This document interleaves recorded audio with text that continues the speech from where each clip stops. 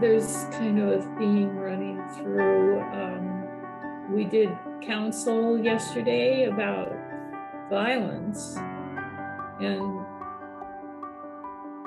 particularly how we're feeling with kind of this incredible amount of horrific, senseless violence. And then since we did Fusatsu today, I don't know if this is the first time we've done it on a Sunday, but I hadn't connected it with a talk on the precepts, but I felt inclined to.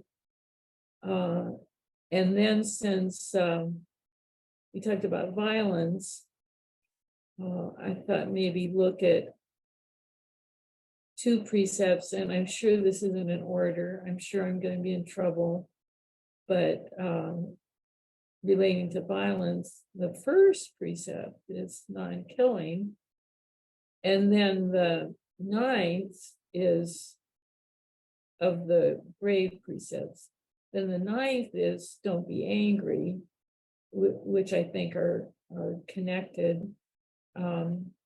So I thought I'd talk about that a little bit, and then I just got this book, which I can see that you can't see. It's called Opening to Oneness. It's by Mujo Roshi, Nancy Baker. She's also a Dharma heir of Bernie, so she's my Dharma sister. She's she was for years, 40 years, it says here, she was a professor of philosophy at Sarah Lawrence. And I always learned so much from her.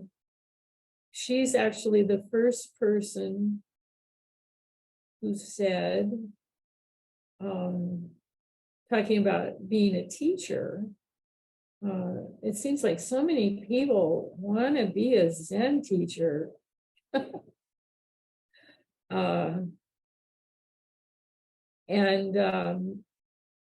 But also, and there's nothing wrong with that, that's great. It's good to be a Zen teacher, but also that people see that as the highest place in Zen practice, is becoming a Zen teacher.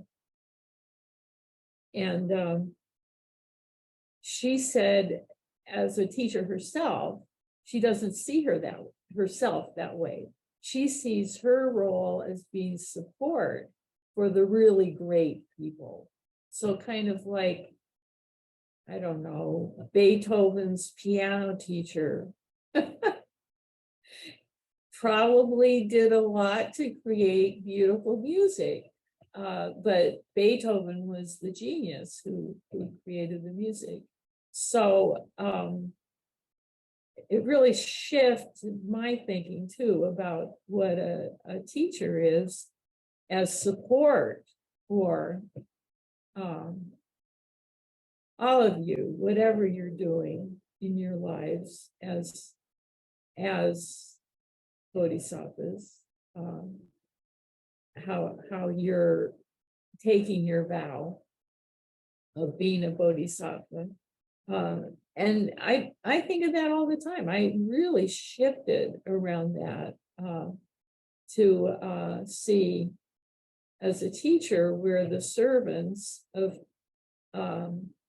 everyone doing wonderful things with their life.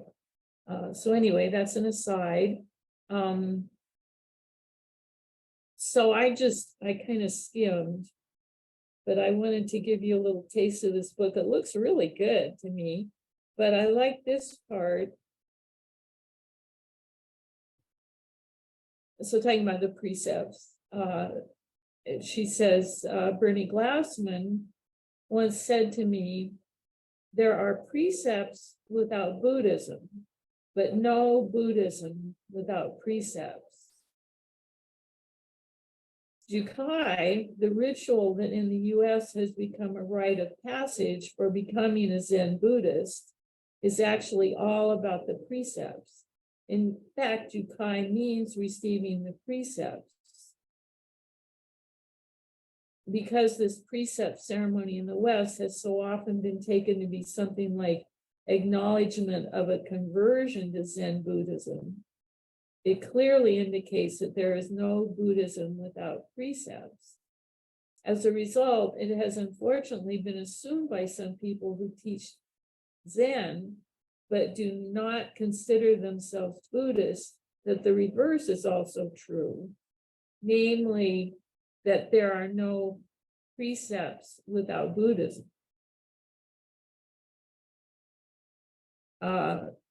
Anyway, just to what I was inspired by this talk is it seems to me one of the aspects of cultural appropriation with Zen and I think yoga too, with the Asian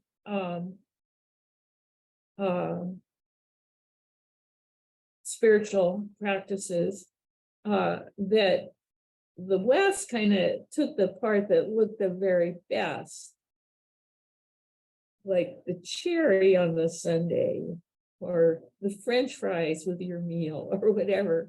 But that, like, wow, enlightenment, that's cool. That's what I want. I want to be enlightened. It's probably just like being high all the time. And kind of focused on that experience of oneness, which is a pretty great experience, but kind of taking it without the context that Buddhism has enlightenment. I was just talking today about the Eightfold Path.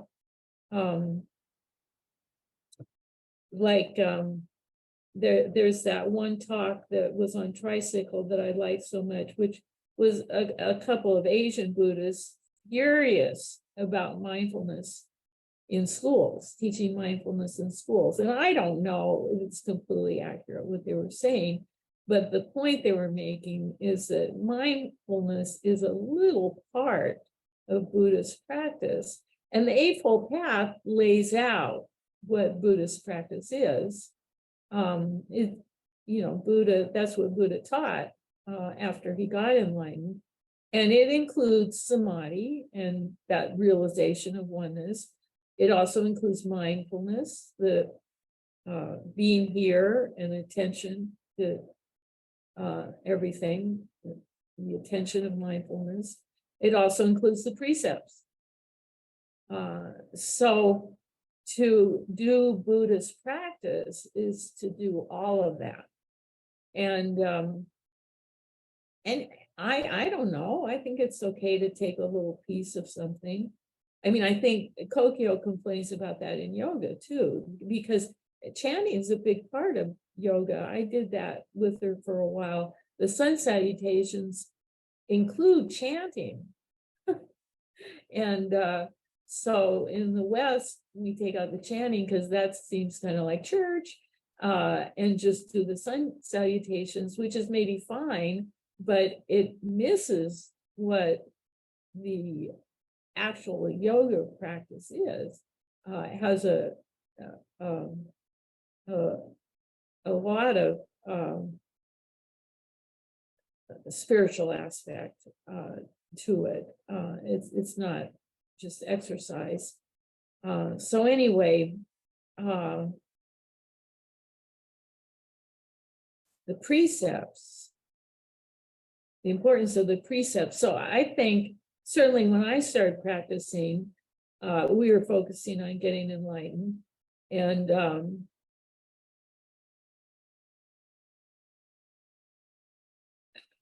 got in a lot of trouble. As you know, the many Zen centers got into ethical problems. I was actually at for some odd reason, I was the cook. I was the tenzo And before that, I did the sewing. I made zafus. So I wasn't involved in the administrative work at the Zen Center at all. But I had just started to do accounting. And the treasurer was Miyoyu Roshi, and she was going off to Tassajara to train in monastic life at Tassajara. So they made me the treasurer. So I went to this board meeting and just terrified about how I was going to present my little treasurer's report. And I'd never been in that situation. Well, that happened to be the board meeting where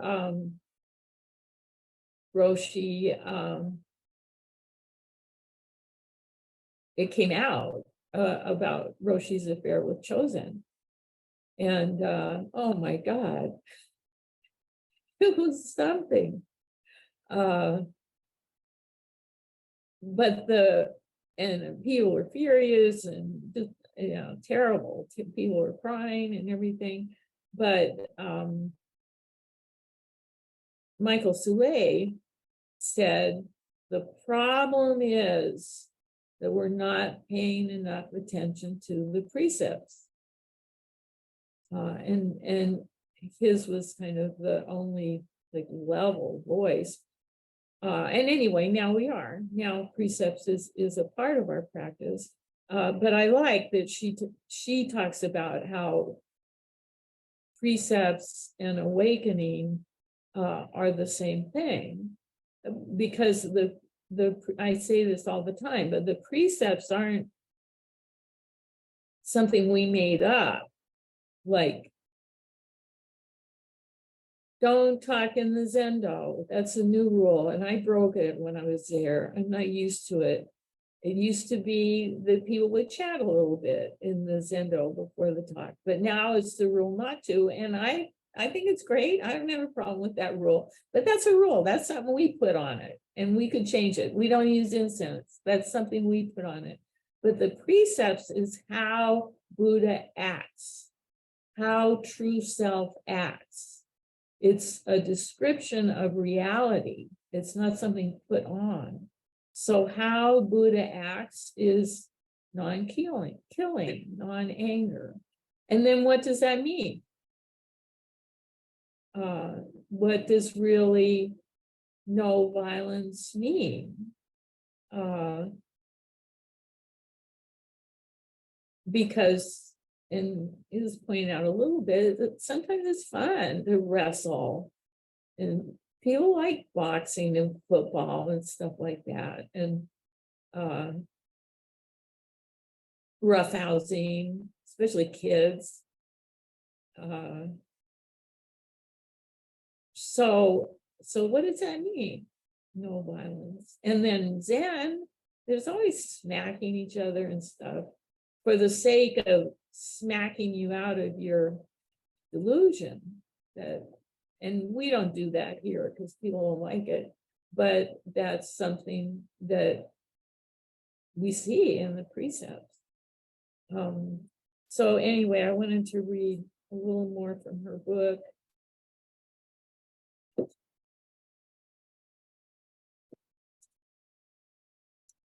Which I liked.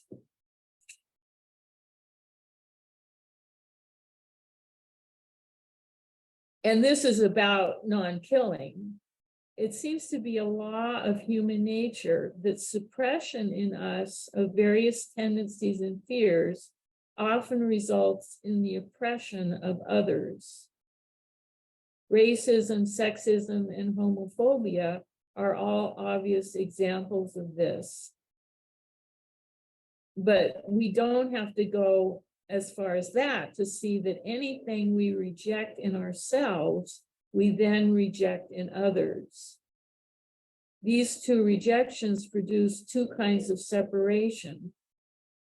Hiding from others what I don't like about myself, or any kind of defensive self-protection, even verbal corrections of others' perceptions of us, is automatic separation. That is why it is so good to work with others. So like counsel, Exposing oneself as a killer, liar, stealer, and so forth is very liberating. An interesting thing happens when instead we engage in self-protection or self-promotion by rejecting the stealer or liar in us. We actually isolate ourselves. We lose a kind of compassionate openness and lightheartedness about our own situation, and therefore that are others.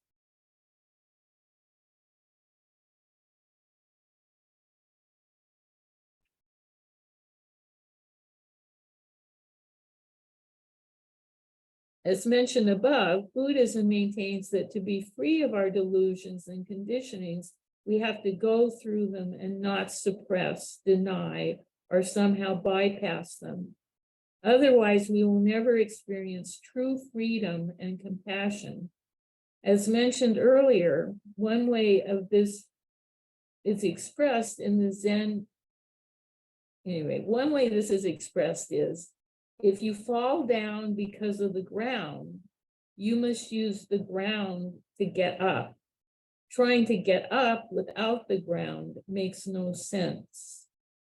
If I fall to the ground because of my line, I have to use my line to get up. Maybe we could think of the getting up as a form of atonement. I can't be free of lying by ignoring it or hiding it. As the word atonement indicates, I have to be at one with it. Dogen says, when a demon becomes a Buddha, it exerts its demonness, breaks it, and actualizes a Buddha. When a Buddha becomes a Buddha, they exert their Buddhahood, strive for it, and actualize as Buddha. When a human being becomes Buddha, they exert their human nature, trains it, and actualizes a Buddha. You should thoroughly understand the truth that possibilities for actualizing a Buddha lies precisely in the ways various beings exert their respective nature. I love that. I don't think I ever heard that before. That's Dogen. But I think what he's saying, who knows what Dogen's saying? He lived a long time ago. But I think what he's saying is the only way you can become Buddha is through yourself. And it seems obvious, right? But no, we try to be something else. We try to present something else, and then I can be Buddha. But whatever our self is, liar, stealer, human, that's what actualizes as Buddha.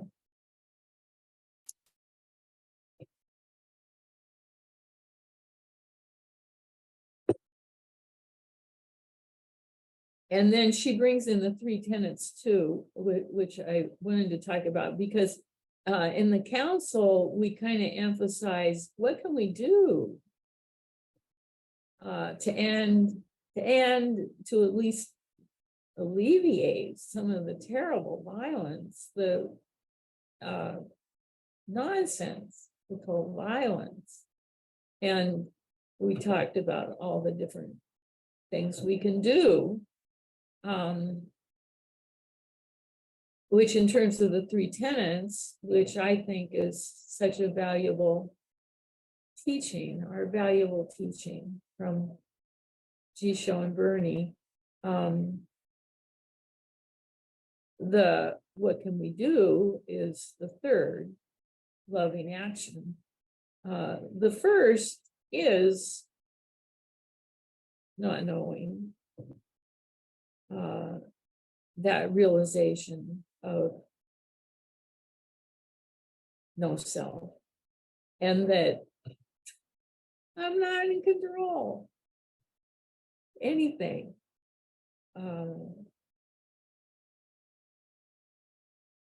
So that's kind of the enlightenment part.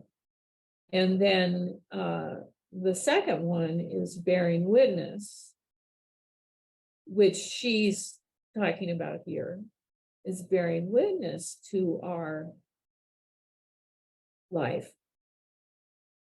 which means bearing witness to how we work with the precepts, how we live, studying the precepts. So you could say bearing witness is precept work, or as she says, opening up to the stuff that we're pushing down and then projecting on others and just making a mess with, to open up with the truth about myself and others. And then the third is, what can I do? And doing it, just thinking about it. I don't know, that's something you can do with loving action. You can write something that explains violence. You can have conceptual. Later in here, I just kind of skimmed through, and Nancy, of course, is a philosopher, so she's talking about how great concepts are. I'm going to read that. I can hardly wait to read that. Useful. So yeah, concepts is something that can help alleviate the violence. But there's also things like just being kind to everyone we meet, or passing gun laws, or doing work with better education, and poverty. So anyway, I kind of, in the council, I was kind of like, well, we just pretty much didn't talk about, but it's not true. We did, but we tended to go to what can I do, which is a little unusual for council. Usually we focus on that bearing witness, just what's coming up for me. But reading this, I see, well, that's a big part of it. So again, any of these things that we learn, if you just take one part of it, it's probably not going to be balanced. So if we just get enlightened and just trip through the daisies in bliss, we miss our life, and acknowledging our life and those of others, and we miss making things better, because things can be better. I'm pretty sure you all know that. So, but also if we just take looking at myself and practicing and becoming kinder and just working with myself, we miss how we can make a difference, what we can do. And then I think that quote from Dogen, as I see it, it's the same thing. How we manifest as Buddha. Well, some people are going to be like Buddha, great teachers who inspired, centuries of awakened beings. But wait, maybe we manifest as Bernie had us all say who our hero was. I think I misunderstood the thing. But anyway, my hero, the person I just was, this restaurant that's not there anymore, a Mexican restaurant, and there's a woman who made flour tortillas, and she just stood out, and they were these amazing flour tortillas, but she just mixed and patted and made those flour tortillas. Oh my God, her manifestation as Buddha was amazing. She was so calm, she was so sweet, and she created the best tortillas in town right in front of your eyes. So each of us manifests within our life as Buddha.